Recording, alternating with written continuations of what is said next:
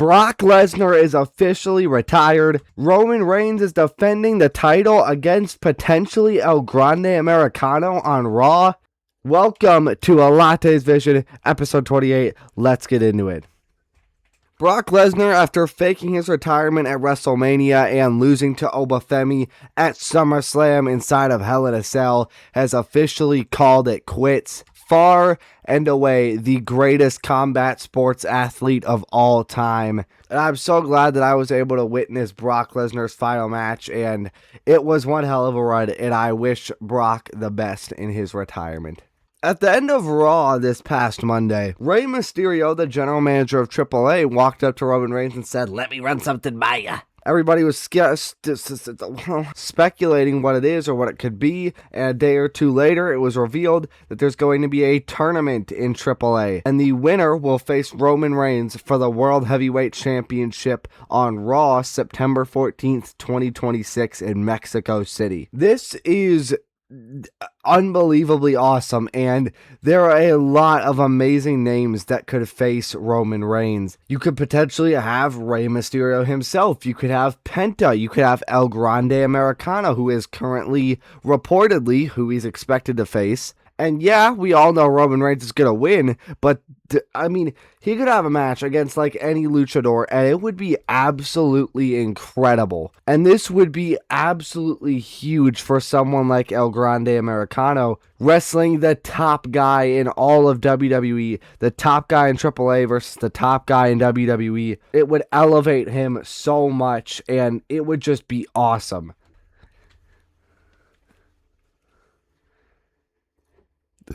And on the post-show, in case you don't know, Michael Hayes, a higher-up in WWE, said basically that Chelsea Green is not a main event player. She makes main event stars, but she's not on that level. He got a huge amount of backlash for it, as he should, because that is just straight up wrong. She absolutely has the talent to be a main eventer. Backlash.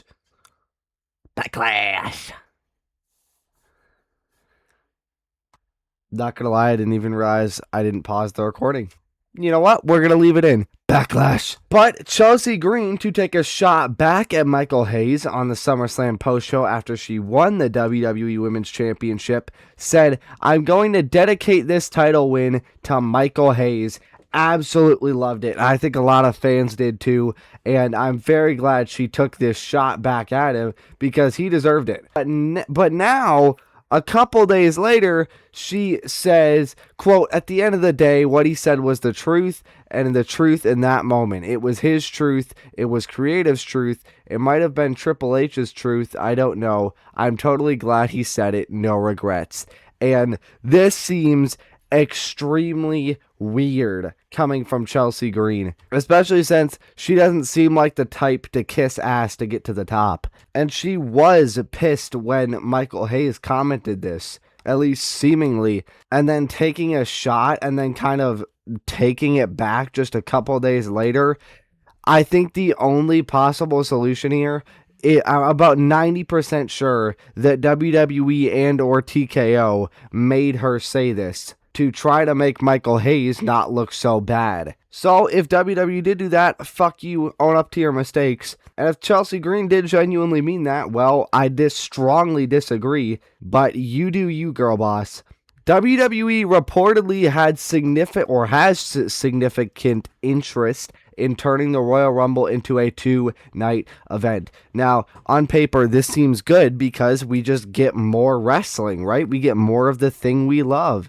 And I do like the 2-night shows. I like the 2-night WrestleMania. Hell, I don't even mind the 2-night SummerSlam. But you can't just make every premium live event 2 nights. Because WWE often struggles to book good 2-night events. Obviously, they did it with SummerSlam, but I'm talking more specifically about the build.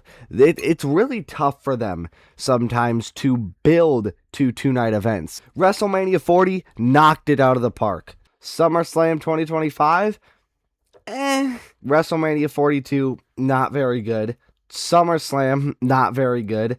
Now, SummerSlam itself was a lot better, but the build wasn't. I don't think turning every premium live event into a 2-night event, especially when WWE has trouble booking coherent storylines going into those events, I don't think it's a good idea. Obviously, it doesn't matter what we think. TKO just wants as many 2-night premium live events as possible because that means double the amount of ads. So ultimately, what I say doesn't matter, and what we say doesn't matter, but I really hope they don't just start putting every event at 2 nights. SummerSlam 2029 is going to take place, reportedly, in Indianapolis, Indiana. 2 questions about this. First of all, one's more of a question, one's more of a comment. First of all, why are we talking about SummerSlam 2029? That is 3 years away. I don't know why they're not talking about SummerSlam 2027, but second of all, don't know how to feel about this because the last time we were in Indianapolis for a premium live event was the Royal Rumble 2025, and quite frankly, the crowd was ass. Quite frankly. But who knows, maybe they'll be better next time around. And also, the Royal Rumble 2027 is going to take place in Arizona. Next, Ryan Garcia believes he deserved a better segment on WWE Raw. He said, "I wish they would have given me a better segment because then I wouldn't have gotten as much hate, you know?" Dude, they hated the segment, not you. And the people who do hate you isn't because you did bad in the segment, it's because you're a homophobic piece of shit.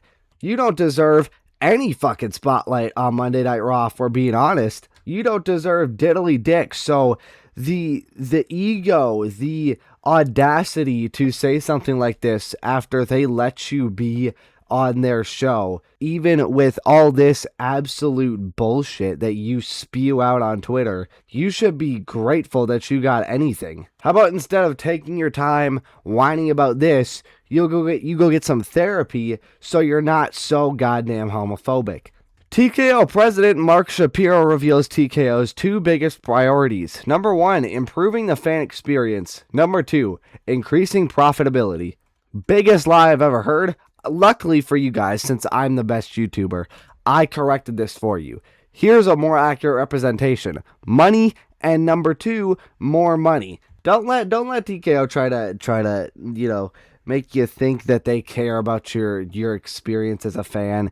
Don't let them trick you into thinking any of that. All they care about is money. So I would appreciate if the company is at least honest that all they want is money and they don't try to lie and gaslight you into thinking they care. Dominic Mysterio has been getting borderline buried over the past 8 months and definitely got buried at SummerSlam, losing to a comedy character in Danhausen. The guy who beat AJ Styles, John Cena, and Rey Mysterio lost to Danhausen, and a comedy character, and a month before one of the biggest matches in AAA history between him and El Grande Americano. And clearly, he is not happy with it. He tweeted after SummerSlam on Twitter the Marshawn Lynch meme of, "I'm just here so I won't get fined," which, in case you don't know, is when Marshawn Lynch, a Sea Chickens running back in the NFL, just did interviews because it's in his contract and he has to, and if he doesn't, he will get fined. So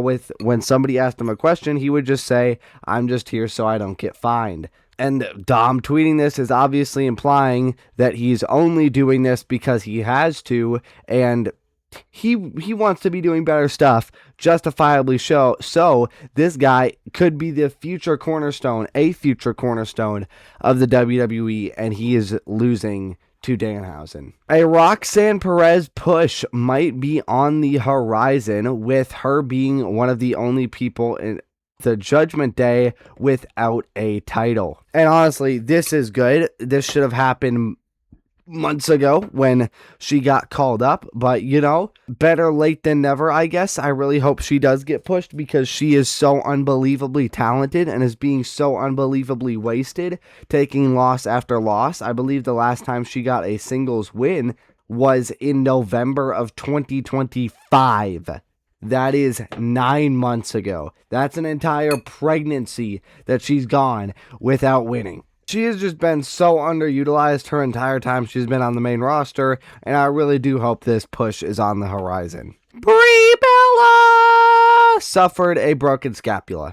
Sorry to ruin the mood there after singing that banger song. And she's going to be out, I believe, 3 to 6 months. And this is just, it's so unfortunate. You have Nikki Bella get hurt right as the Bellas are about to win the tag titles probably. And then she finally comes back. They turn heel. And then Brie Bella gets injured. It's like fate is doing everything it can to make this not happen. And this is obviously so unfortunate. I have no clue what Nikki Bella is going to do. But I wish dear God, Brie Bella a speedy recovery and hope she gets well soon. Speaking of injuries, Rhea Ripley has underwent knee surgery. She's been out for about 3 months now with a knee injury. I'm not a doctor, so I don't know why it took so long to make that decision, but seems like she's probably not coming back anytime soon, which is good and bad at the same time. Good in the sense that we get a long Chelsea Green championship reign, but bad in the sense that we don't have Rhea Bloody Ripley on our screens. So I also wish Rhea Ripley a speedy recovery. Trick Williams lost his United States Championship to Baron Corbin at SummerSlam and reportedly is going to move on to bigger and better things.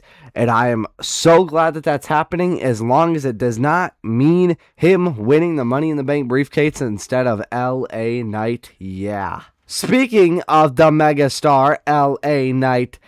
Yeah, he absolutely cut a phenomenal promo of the year this past Monday on Raw. Yankee, Oscar, uniform, Sierra, uniform, Charlie, Kilo, you suck. It was cinema. He absolutely destroyed Roman Reigns on the mic in that segment. Roman basically just said, I have a better watch than you, so I mean, LA Knight absolutely won that promo and then bitched out Jey Uso later in the show with the whole leave him alone thing. And LA Knight stock is at an all-time high. And I know that that on the Wrestling is Cool podcast, Sancho and the Glaze Factory is going to be pumping at an all-time high. And oh boy, it is beautiful. Really hope he wins Money in the Bank. Or if you want to just give him the world title from Roman Reigns, I'm okay with that too. Some WWE higher-ups reportedly weren't very impressed with Soruka's work.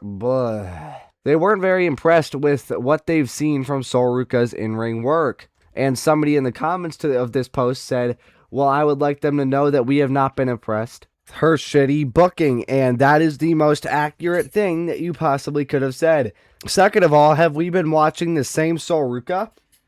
Because, I mean, what? Is there a different Soruka that we don't know about? Because genuinely, what the fuck? She's so frickin' Ruka. She is literally like the female Javon Evans and puts on banger after banger every time she's in the ring. I don't know what we are talking about here. And you also, wait, let me back up. If they think that her work is bad because she botches the Soul Snatcher, just, the hardest finisher in all of professional wrestling, by the way, if they're getting mad about that, that is outrageous. But also, you might be wondering, what do you mean she has shitty booking? She won the IC title. Yeah, she won it from Becky Lynch, which is huge for her, and that's great. I'm glad they made that decision. But then what did she do with it? I think she might have had one defense like a week or two after, and then did nothing, and then lost it to Raquel Rodriguez out of nowhere. They couldn't even put her on the SummerSlam card and have her lose it there. But I have no clue. What are we doing here, man? You're really telling me Soruka has not impressed you with her in-ring work? She's better than 90% of the wrestlers in the ring on the entire roster. Are we being serious right now? This has to be a joke, right? Right. Let's preview SmackDown tonight. Undisputed WWE Champion CM Punk appears and Kevin Owens will be there, the new number one contender for the Undisputed WWE Championship. Cody Rhodes, Mr. Easy to Find and Hard, is going to be there. The Ring Gooner is advertised. Charlotte Flair versus Jade Cargill. I really hope this isn't the payoff to their feud, because we've been waiting for this for like 2 years, and if they just paid off on an episode of SmackDown, I'm going to lose my shit. And lastly, but certainly not least, get ready to pledge your allegiance to Chelsea Green, celebrating her women's championship win. Cannot wait, and this could be the start of a new era on SmackDown, and I cannot wait. Yeah! That is going to be it. That is going to be it, though, for this episode of SmackDown. Oh my god. That is going to be it, though, for this episode of A Latte's Vision. Thank you all so much for watching. Like and subscribe if you want. And